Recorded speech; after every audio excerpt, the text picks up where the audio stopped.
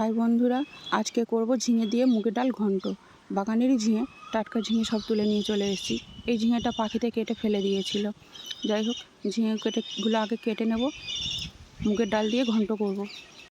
ডালটাকে ভালো করে ধুয়ে নিয়ে চলে আসব। ভালো করে ধুয়ে নিয়ে চলে এসেছি। এদিকে কড়া বসিয়ে দিয়েছি।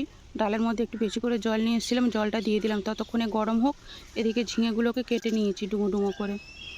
ডালের জলটা গরম হয়ে যেতে ডালটা দিয়ে দিলাম, দিয়ে গরম জলটা বেশ কিছুটা তুলে নিয়েছিলাম, অনেকটা জল দিয়েছিলাম তো তুলে নিলাম। তারপর ডালের যে গেঁজাটা উঠেছিল গেঁজাটা ফেলে দিলাম, অল্প নুন আর হলুদ দিয়ে ডালটাকে সেদ্ধ করলাম। খুব ঘাঁটা ঘাঁটা করিনি, একটু গোটা গোটা রেখেছিলাম, কেননা ঝিঙের সঙ্গে আবার সেদ্ধ হবে তো তাই। কড়াটা ধুয়ে তারপর অল্প করে একটু তেল দিয়ে দিলাম, দিয়ে একটু বেশি করেই পেঁয়াজ দিয়ে দিলাম ভাজতে। পেঁয়াজটা কিছুটা তুলে নিলাম আলু সিদ্ধ মাখবো বলে। এবার ওই তেলের মধ্যেই একটু গোটা জিরে, শুকনো লঙ্কা আর তেজপাতার ফোড়ন দিলাম। ফোড়নটা হালকা ভাজা ভাজা হতেই একটু আদা বাটা দিলাম, আদা বাটা আর টমেটো দিলাম, দিয়ে ভালো করে একটু ভাজা ভাজা করে কেটে রাখা ঝিঙেটা দিলাম।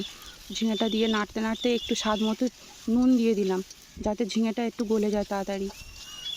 পরিমাণ মতো একটু হলুদও দিলাম, ডালের সঙ্গেও দিয়েছিলাম কিন্তু অনেকটা ঝিঙে ছিল তো তাই দিয়ে দিলাম।